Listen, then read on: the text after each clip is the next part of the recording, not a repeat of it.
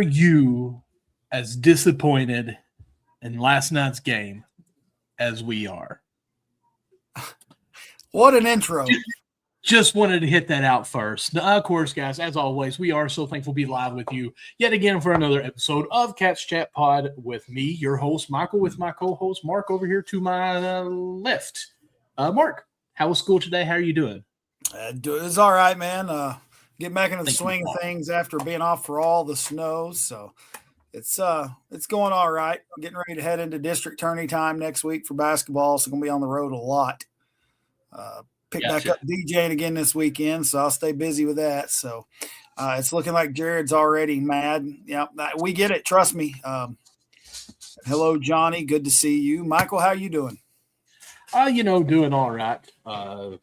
Tried to do a few things around the house, but you know how our dad is, and I stopped to talk to him for a second when I went to go to town and ended up cutting 2 trees down with him and, splitting them up. So, that's just how that goes, but made it done, so I'm glad I could help. So intro, blah blah blah, we got to do this. It's time to get into the business. But before we get into the bad part of this, Mark, won't you tell everybody what you got to do this evening? It was really cool.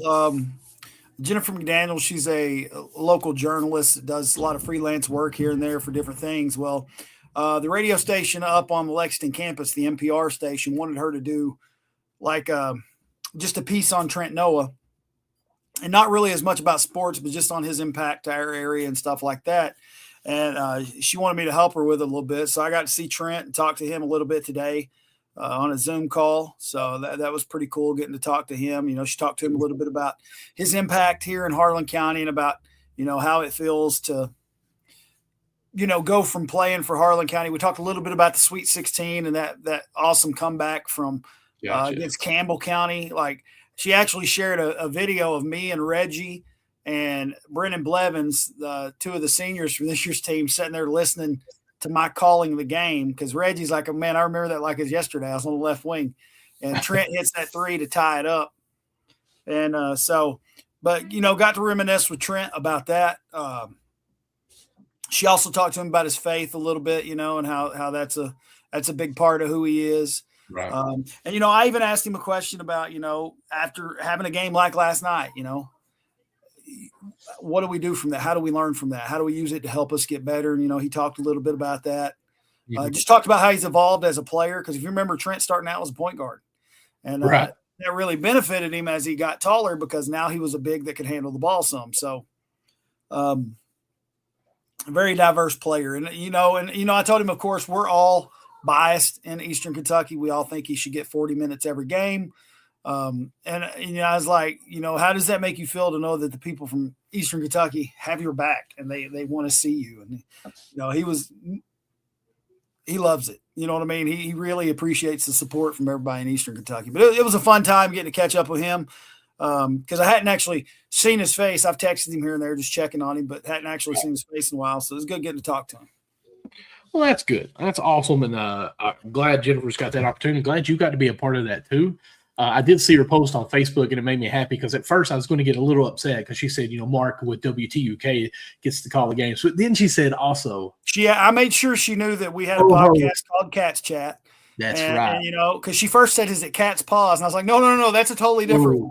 I was like, we're Cats Chat. I said, I was just telling her about it, and she made sure to mention that. She's been super nice about it, because I've tried to help her any way I can, getting her in contact with, different people at the school to interview about him. I think she interviewed Eugene Farmer, Kyle Jones, some of those guys. So gotcha. I can't wait to see how this piece turns out, because they're going to take a lot of the audio clippings that we did and just kind of mesh them together and just use that up there on campus. So when I get the link to everything, I'll share it to Cats Chat so we can check it out. Good. Yeah, that's with WUKY, ain't it? I think so. Yeah, it's the NPR station there. I don't know what that means, but okay. National Public Radio. Oh, I got you. Jennifer, whenever you all want some sports shows, just let us know. We'll be gladly to stream an hour for you on there. She does a lot of the freelance stuff there. So, they asked her to write this report, and I got to see, who was it? One of the guys with the PR department, Greg Welsh, maybe, is one of the guys. I think we've seen him. We met him, I think, when we were up there for the and did our podcast for Big Blue Madness all day long. He's like, "Oh yeah, I probably remember seeing you guys there." And I was like, "So that's pretty cool." Oh, okay. Yeah. That's right. Well, that sounds good. Well, before we get into the game too, I would like to share what I big have. News. Yes, I'm so glad. Thank you. So, you guys probably don't know, but I have no shame, as you can tell with some of the stuff and some of the guests that we've got, because I will shoot my shot, and sometimes it works, sometimes it don't. Where we've been able to get some media credentials for the women's games and everything that we've got to do.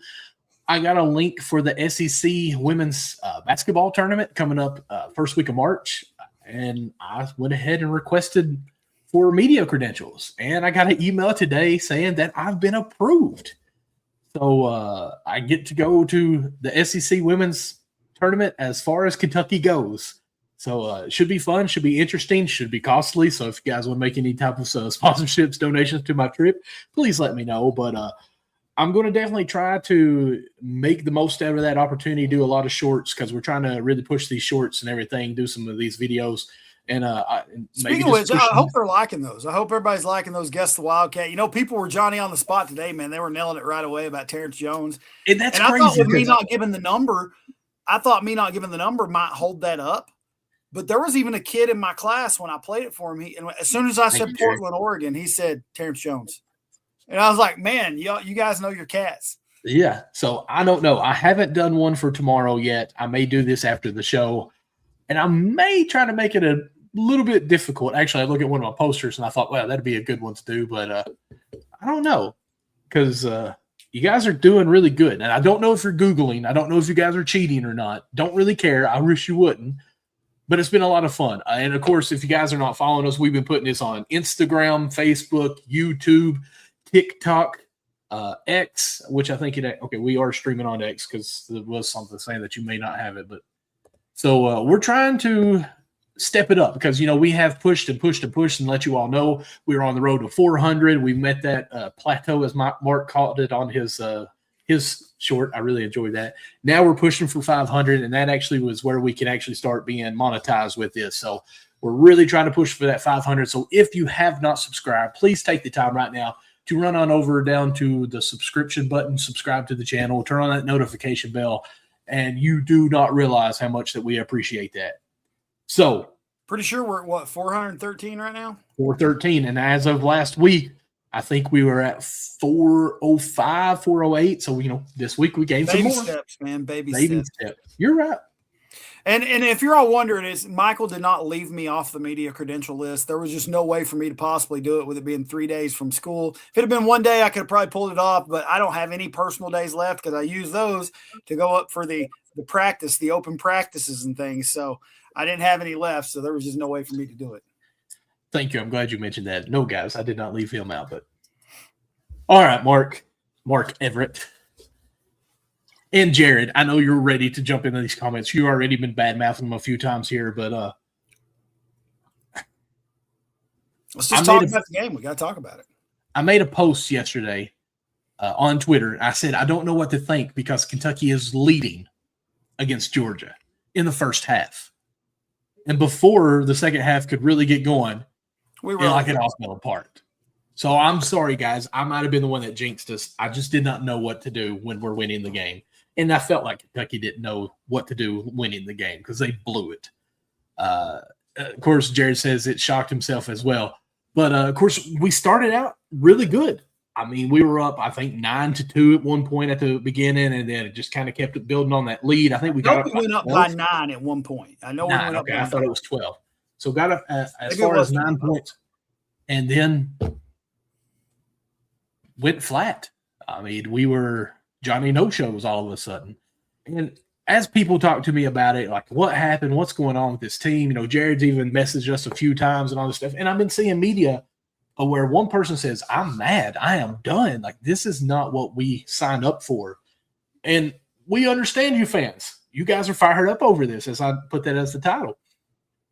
We need to at least express ourselves and say what's going on. Obviously, I'm still going to try to stay as positive as I can and go on with this. Jared says no perimeter defense.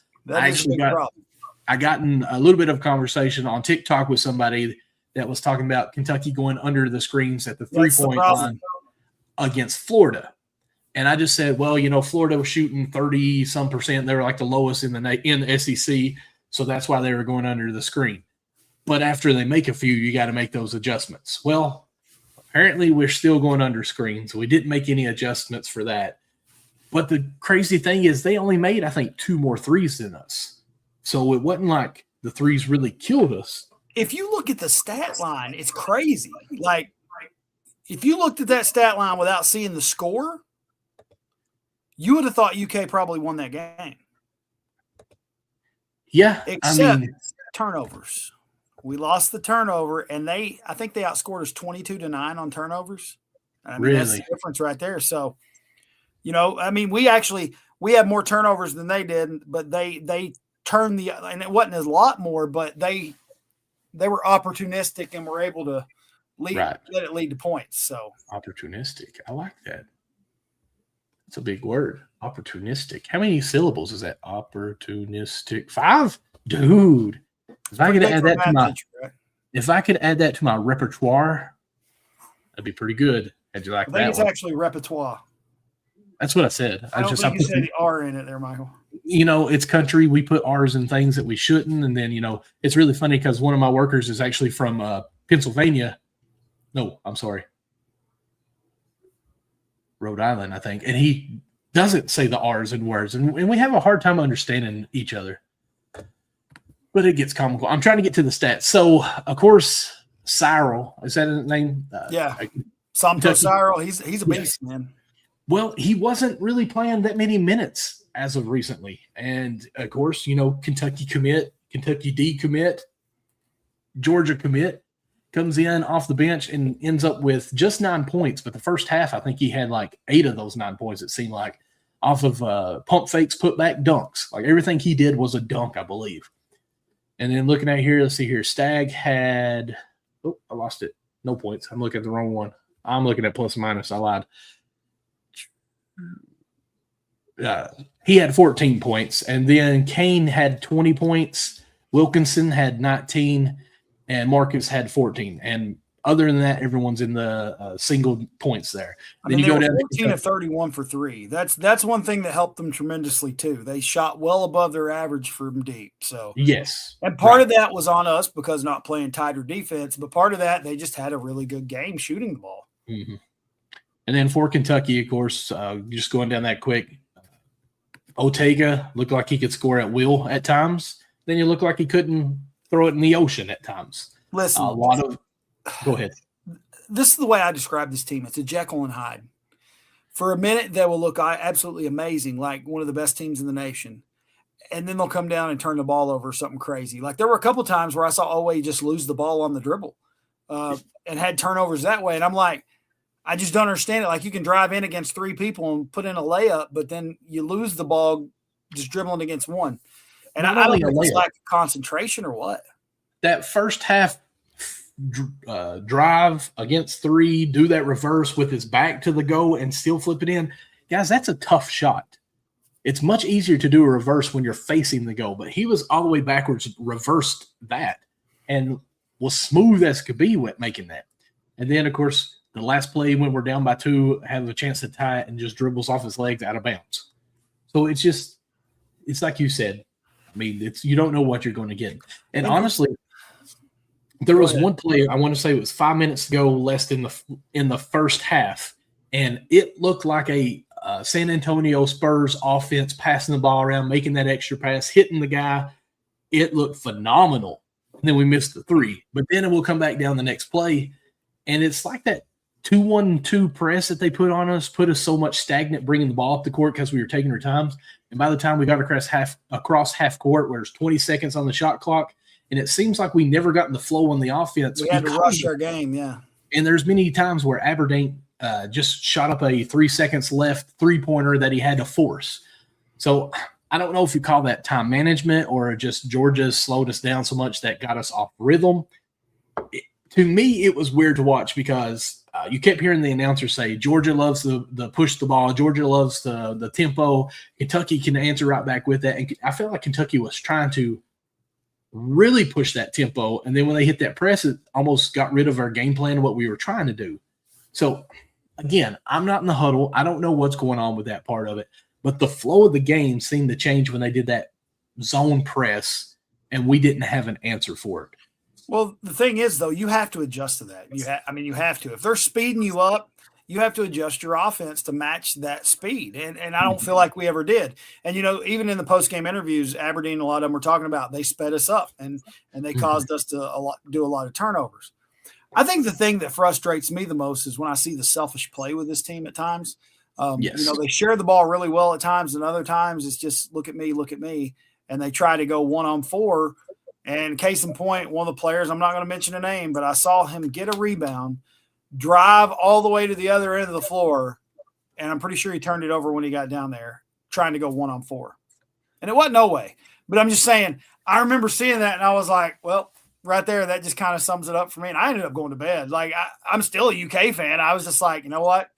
I'm not going to watch this because it's just going to make my blood pressure go higher.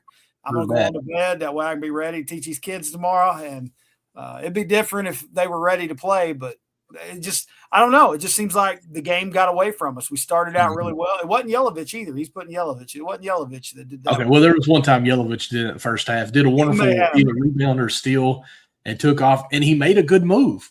But then it just looked dumb when he tried to finish on it. And so that's who I actually thought you were talking about.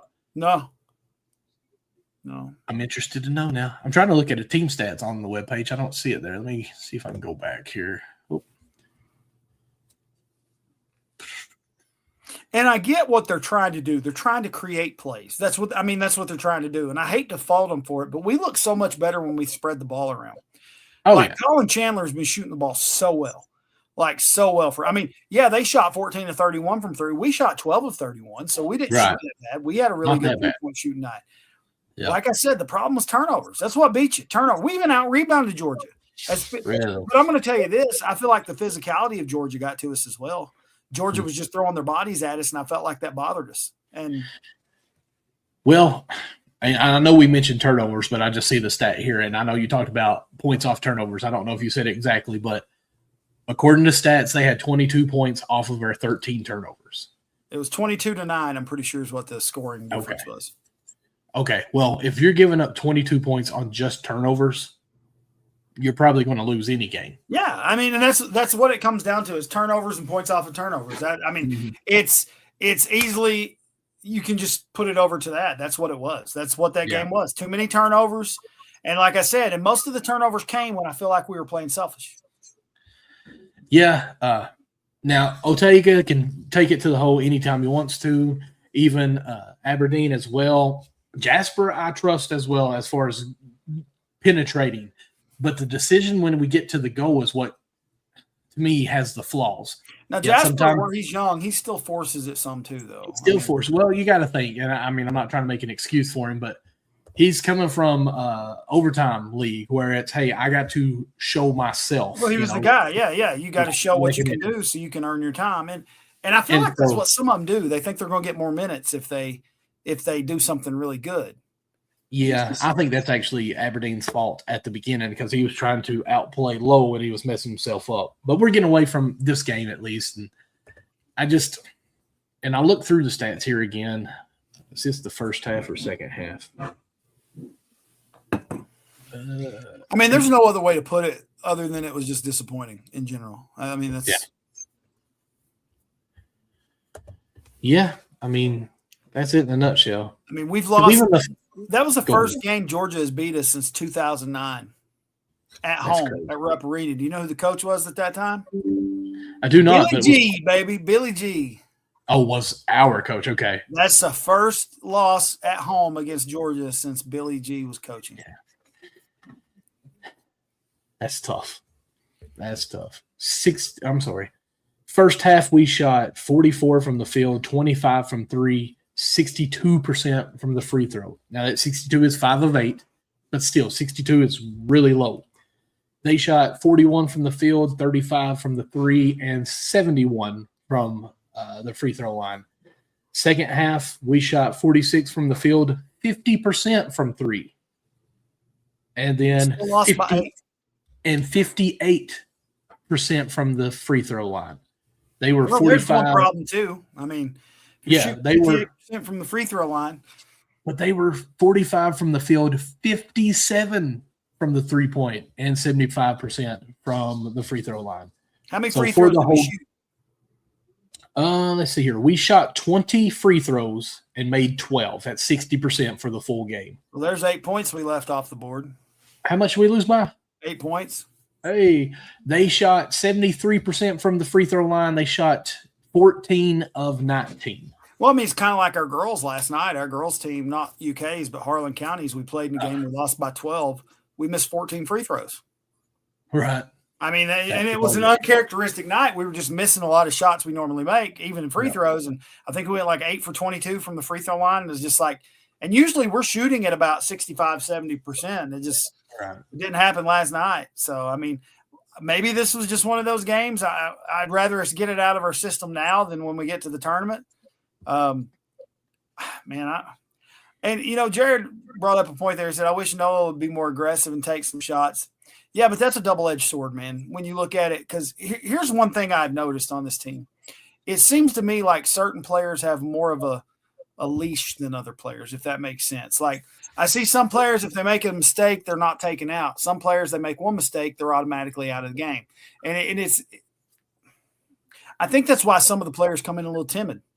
And I hate to say that, but like I get it, because the thing is, what I like about Trent, he brings other parts of the game that a lot of people can't. Like, Trent's very intellectual, kind of like, we've heard a lot about Quayton's being very like he's very he knows the game. He can kind of see what play is developing before it develops, and that's what allows him to get a lot of those rebounds that normally somebody wouldn't get, or allows him to get those steals, and he's just hustling the whole time. That's what he does bring. Now, I agree, maybe be a little more aggressive, but I think in the back of your head, that's sitting there going, man, if I pull the shot and miss it, they're going to pull me. You know what I mean? And I feel like some players are allowed leniencies that other players aren't. And I don't think that's a Pope thing. I think that's usually just how it goes with sports anyways. Like, okay, these are my best players. I got to play them as much as I can. They made a stupid mistake. Okay, hey, don't do that. But you put in your second string, third string, hey, you make that one mistake, I can't play you more because you can't keep making those mistakes. So, I mean, it's not fair, but it is the way it goes sometimes. And I do think that it's with Trent, because, Mark, you and I, and you've watched him way more than I have, but when we watched him in high school, man, he was confident with the ball, dribbling. I even think of the championship game in the state, Lyon County. Wasn't that Lyon County? Mm-hmm. Lyon County were double and triple teaming him with the ball. And, of course, we had Perry on the other side that we never doubled, because they had a lot more athletes that, you just couldn't give up their defense there. So he can dribble. He has that ability. So I just don't know if at the college level he's just more timid about it, or, hey, I'm shoot only, so let me just focus on that. That's their job. I don't know. I'm not the coach. So, well, part of that's not his fault. Like, it's hard to shoot when you don't get the ball either when you're open. I agree. That's part of the problem as well. And I agree. And I don't know if it's just trust issue, like some of the team. I don't know. Like we said, at the beginning of the year, you could tell there was some issues there. There's a lot going on. But, and Edwards is right here. He says that some players earn the leniency. Love Trent, but the size hurts him some of the position they need him to play. And I get that. But I will say this. What burns me up is people want to, like, we say this all the time, people want to talk about his defense. I feel like he plays as good a defense as anybody else on the team. Yeah, you're going to get beat some, but I feel like he bodies them, whether they're bigger than him or not. It's just going to happen sometimes because of the position they put him in. He's going to have to guard a bigger man. It happens. Right. Yeah, because they play him at a 3-4, more 4 than anything, and that's gets him undersized. So, I mean, I understand it. Like, I just agree with Edwards, like you said. I mean, they're putting him in a disadvantage on that, but he's doing everything that he can. But off of the Trent bus here, let's go up to another problem that I think is going on. And it makes me nervous because I'm hearing both sides of this conversation. So I'm going to go to our minutes, and I'm just going to read our bench. So let's see here. Brandon Garrison played 13 minutes. Mo played 19 minutes. Jasper played 14.50. We'll say 15 minutes. And Trent just 6 minutes. Out of those minutes, I'm trying to make sure I tell this right. Let's see here. Garrison had 2. Mo had 1. Jasper had 5. So that is 8 points off the bench. That's it. In a total of whatever minutes I said there, only 8 points off of our bench. We've got to have some production out of that second string. Has to. Now, here's this is where sharing the ball comes into play, though. I said that. We got to learn to share the ball and have trust in each other. Right, and I've heard this on both sides, too.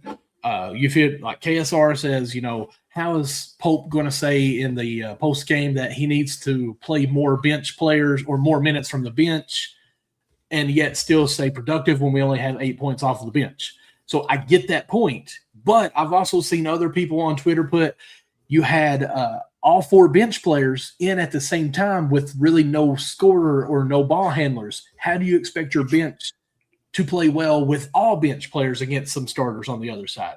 And so I'm like, well, is Pope not playing them at the right time? Because I even heard he subs too much in the first half. Well, I'm glad you brought that up, because that is a point that I was kind of thinking about, that, because everybody wants to blame the head coach automatically. It's going to happen. I'm not saying that this isn't all on Pope. I mean, it's a collective group of everybody, coach, assistant coaches, players, it's everybody. Okay. Mm-hmm. But I get that you have to, Otega Owe started out super hot, was playing really well. I get that he needs a break, but in that moment where he's playing very, very well, he don't need the break right then. And we mentioned Let him tell you, hey, I need a breather. Yeah. And I feel like we took him out at the worst possible time, and it just didn't go well. So yeah, because when he did that reverse backwards layup, he had put off, I want to say 4 to 6 points right in a row, really keeping us close in or keeping the lead. And then Pope pulls him after that wonderful play. And you could even see the frustration in Otega's face. He's like, oh, man, really? And, of course, he went on out. And then that's when I think they went on like a 7-0, 9-0 run against us. And we just couldn't do anything with the ball. Now, would it change the game if Otega had been in for another minute or two? I don't know. But it just feels like this is going to be the common criticism for Pope, is that his substitution is horrible.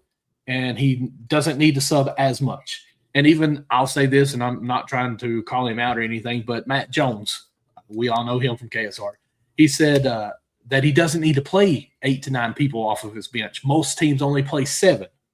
And I get that. That's an old school thing, but I'll tell you this, Oklahoma Thunder, who won the championship in the NBA, they're playing 10 to 11 guys on every night.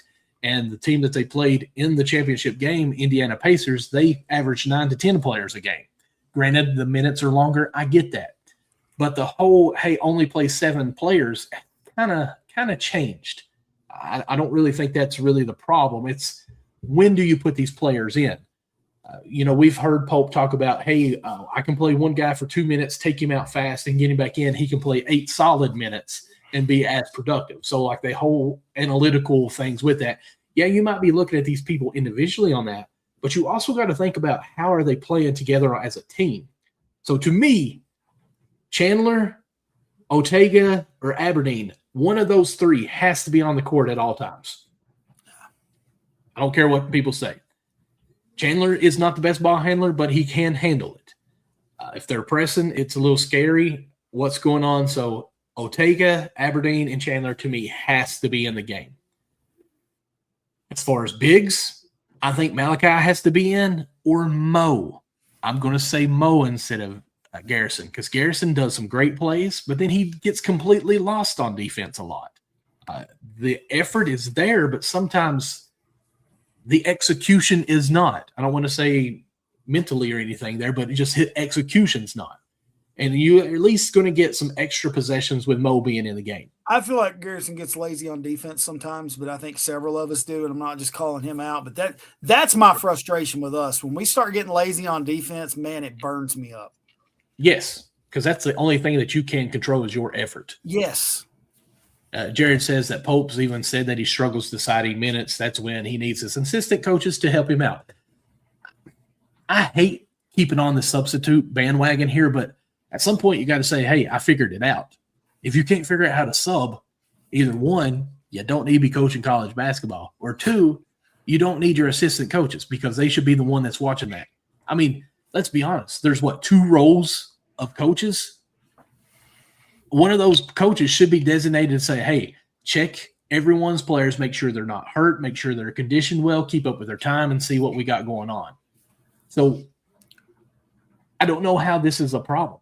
And you should now know who can play well with each other. We're what? We're almost to March. We're almost to the SEC tournament. We're technically 10 days away from March. And where you're still struggling with substitutes, Jared says the problem with Mo is he gets in foul trouble a lot and fast. My problem, too, with that is I hate 80 to 90 feet fouls. And what I mean by that, you miss an offensive shot. Frustration fouls. I mean, yes. And it's 90 feet away from the goal. There was one time Mo missed a layup or whatever, missed the rebound too, and he fouled the guy at the baseline under our goal. That's a waste of a foul because you weren't even playing defense. You just got frustrated that you did something wrong, and you stopped the game, and you gave yourself a foul. And in college, you get 2.5, no matter what the time is, you're done for that half. So to me, that's mental breakdowns when we do that, and it happens quite a few. So I don't like the waste of fouls, and that's, again, fatigue. I don't know. That's just mentality. Jared says, but he is a beast on defense. He really is. Like, he reminds me of Oscar Tshiebwe as far as the nose for the ball. Maybe not the hands like Oscar has, but wherever the ball's going to be, he's going to be close to it and might be able to poke it out to get an extra possession. So I love that. I tell you something that's haunted this team this year too is we've missed some bunny shots, man. Like, we missed a lot of layups and shots right under the goal, and it seems like it always comes back to bite us every time. Absolutely, and that's another thing people are talking about: bunny shots, misses, and I don't know why we're missing. You got to learn to finish at the rim. It's that simple. Yeah. But one thing that I don't want to miss is this opportunity to say, hey guys, don't forget, go subscribe to our YouTube channel, and of course, hit that like and turn on that notification bell. We're on our road to 500. Just a reminder of that for the people joining in. Boom, quick plug there. But yeah, we'll pull off the craziest things and then miss the easy jump shots or the easy bunnies, as we say. So we're there. We're so close, I think, as a team. Man, but we still have problems. Like I said, it's the Jekyll and Hyde effect. I could see this team winning the national championship if they get it together and they play the way they're capable of. Mm-hmm. Or I could see this team losing in the first round or not even making the tournament because if they let it get to them on the way down the stretch. It's just what team is going to show up, what kind of fight you're going to give, and it's that simple. Yep. And, of course, now you shared it with me. The bubbles or the bracketologies or whatever, we went from being a lock-in to, what was it you said? A probability of being in or something? Should make it. Let's see. It says a pair of losses drops Kentucky from a lock to should be in the NCAA tournament field. Right.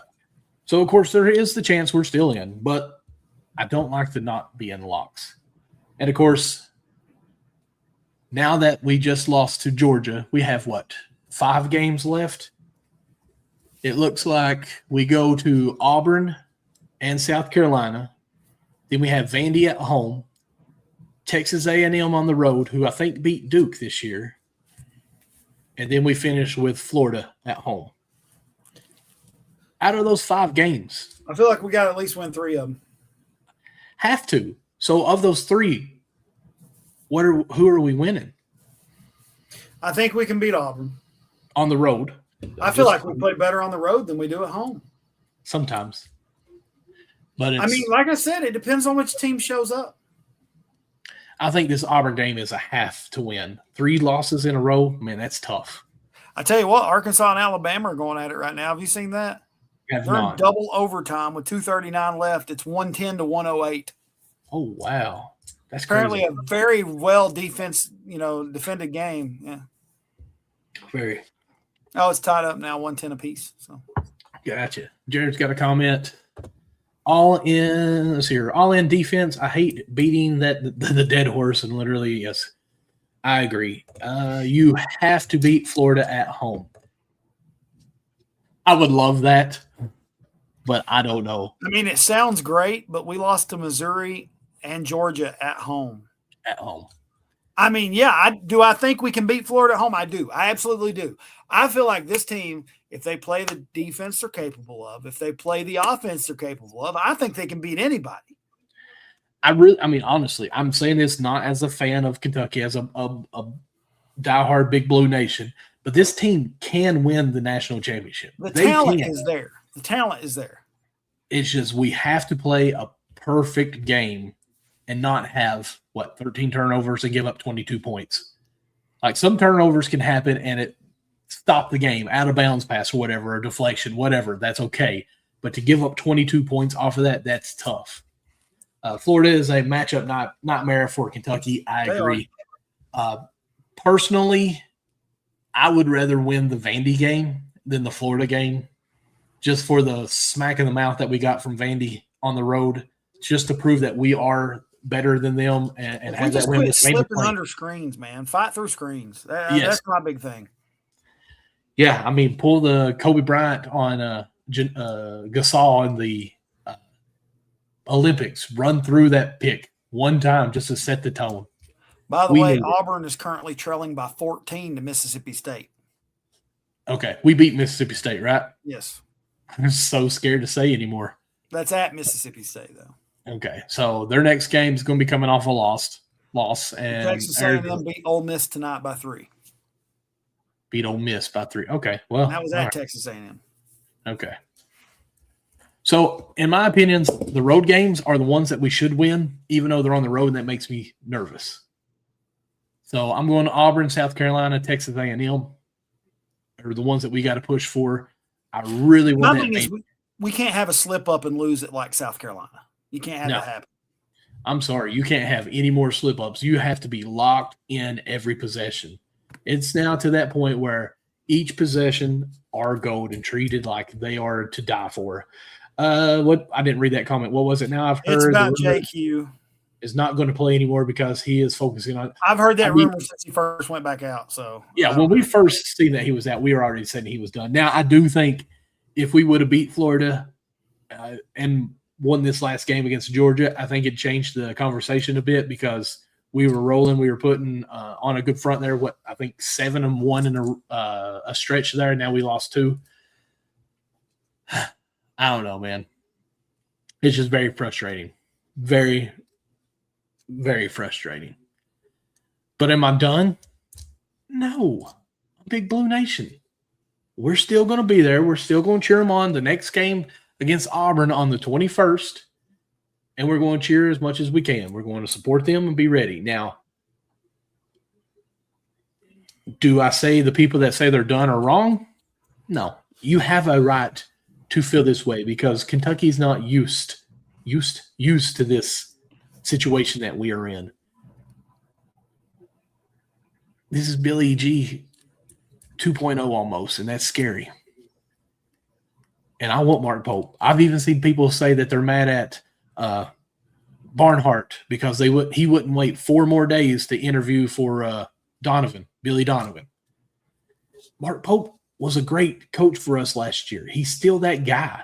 He's not lost his touch already in one season. We're 3 people down. We ain't really been very well all year as far as health-wise. And like I said, it's all on Pope. Yeah, Trent Noah even took off a knee brace. Who's heard anything about his knee? We know we've seen one game where he came in 6 seconds and pointed at his leg, but there's never been any report what's going on with his knee. So, I mean, technically 4 people hurt. Ortega wasn't Ortega at the beginning of the season because of turf toe.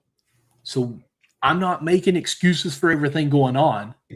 I'm just saying we've been swimming upstream, and that's a pretty strong current. But we've got to get it together as the end of the season. That's pretty good, wasn't it? You like that, didn't you? Oh, no? Now, I got to ask you this. Everybody's seen this out there about Khalil Whitney. You know, we interviewed him during Big Blue Madness. What are our thoughts on this? Like, he's saying he wants to come back and play, and I get it because, you know, I wish we could have seen what he was capable of when he was here. It just didn't work out for us. But, like, you know, the kid from Alabama, like, I don't really feel like he helped Alabama that much. I know that's horrible. And he's already gone, right? And he's already gone because they came back and overruled it. So, do we want to go down that road? Like, are they going to make Alabama go back and forfeit games that he played in? Like, that's what I wondered. Because I don't know how this works. Like, if a kid didn't finish college, they still have eligibility left, then I mean, I guess that's possible. I've seen the movie about the guy that's in his 50s and comes back and plays football. What was it? The Longest Yard? No. No, but there's a new one out right now. Oh, Unnecessary Roughness, what I'm thinking of. Yeah, that was one. The Armadillos. Yeah. Sorry, I'm going old school there. No, you're fine. I'm just saying, I don't know how this will work. It's interesting. And Jared brought up a point. Go ahead. Talking about Aberdeen was holding his shoulder in the game and Owe rolled his ankle. You also had Yelovich come out limping. Yeah. Injury bug's starting to bite. And now we have a baseball player. I think it's supposed to be one of our star players with a shoulder injury. And they say he might be out the whole year. Yes. And we lose our home opening game against Morehead State. And of course, Brian Milam loved it because that's where he went to college. He put a meme or something with Morehead State's mascot saying, "We love wins" or something. And now I'm not a Louisville fan, but I was happy to see the kid from Corbett and Kate Elam. He's playing up in Louisville, and he got a double in his first game. So, that's good. Yeah, I mean that's still Kentucky. It's okay. We can comment on them. The girls softball, they did win their first home game too. They played, I think, yesterday as well. I've seen it on UK Athletics. I was going to try to remember the score, but I forgot it already. So, 6-inning triple rescues Kentucky to a 4-2 win against Murray State. So, baseball's in the air. It should be a fun time with that. We got a spring football game coming in April, which I've already messaged about, seeing how we get media credentials for that. There's just a lot going on. We've got lock-ins, all I can say. I like this. Jared says we're going to have to start playing in wheelchairs. It's been tough. Whoever the strength coach or nutritional people are, they really need to either be fired or step up their game. Bubble wrap. We need to treat them like a Little Giants character that keep it up, guys. I don't feel a thing, and then hits the telephone pole. I know y'all know what I'm talking about, but guys, it is 9:45. We've been on here for 43 minutes. We've talked about our woes. We got Jared back in the comments, who we haven't had in a while. So thankful for that, even if he's negative. He's not said the former coach's name one time, so that's good. But I say we go ahead and wrap this up. Mark, what do you say? I'm game for that. We do want to thank our sponsor, Golden Flame Hot Wings up in Lexington. Make sure you guys go up there and check them out. Best wings I've ever had. No doubt. And if you guys are interested, anybody you know, a business or family owner of anything that be interested in sponsoring the show, please let us know. And we'd love to get them on there. We thought about doing like even commercial ads on here because technically I can share on our screen and have something go across. So if you want to purchase a 10 to 15 second video, we can make that happen for you. Or if you just want to sponsor our show, sponsor my trip to Greensville, South Carolina, and pay for my hotel, we'd appreciate that. You could just go down and stay with Joy. I thought about that, but they got a lot of going on with Randy's dad right now that I don't know if that would work. See here, give Jared a minute. He'll mention the former. Oh yeah, we're trying to keep him from saying it. It's not looking good for the former coach. They're now down by 4 with 46 seconds left. Just hate that for him. Darn it. Mark, where can everybody find you at? You can find me on Instagram and X, Twitter at DJ Mark Lawson. You can find me on Facebook at Mark Lawson. You can find me right here on Cats Chat. When? 9 o'clock every Wednesday, and sometimes through the week with random trivia. Random trivia. Yeah. Again, please be looking out for that. At least hit like on it. We'd love for you to comment, even if you're just saying hey to us, because the more comments that you get, the more algorithm. I'm going to go way old school for my next one just to mess with people. Okay. Are you going to do one for tomorrow, or do I need to do it? I did one today, so I'll let you do tomorrow. Okay. So I'll get one. I'm going to try to do, I won't say old school, but I'm going to try to find one that's going to be very tough. Very tough, because really, today's when I posted your video. Gary Stevenson. No, I'm just kidding. Actually, he's been killing it on Twitter right now. But, I like Gary, man. We got to get him on here. I've been trying. I remember seeing him at a Reds game one time. He was a Reds fan, so. But within like 2 minutes of posting your video, somebody jumped on and already answered it. I was like, my goodness, that's quick, guys. But we're going to stump you. I told Josh as soon as I said Portland, he said he said Terrence Jones. Really? Thank you, Jared. That's algorithm. Don't hurt yourself, Michael. Where can they find you at, Michael? Thank you. You can find me MD Lawson00 pretty much on all social media platforms. And again, like we were saying, check our TikTok or YouTube shorts and all this stuff. Hit the likes on those. Put us in the comments of something just so we get the more views with that. We appreciate you guys. And of course, subscribe to our YouTube channel. And we do appreciate all the comments and everyone live in here with us tonight. And we will see you guys later. We look forward to hearing from you all on the trivia. We'll have a guest with us next week, hopefully, Lord willing. I mean, is it a guest by now? No, he's not. But I mean, but we will have someone. We will have someone that talks more than I do on here. But we'll have to pre-record it. We will have to pre. So at least there's a timestamp that we have to stop by. So that may be nice for us. But guys, as always, we thank you, as I've already said. But the most important thing in life is not basketball, it's not football, and it's not Kentucky sports, but we love it. The most important things that you can do in life is love God, love others, and love Kentucky sports. God bless.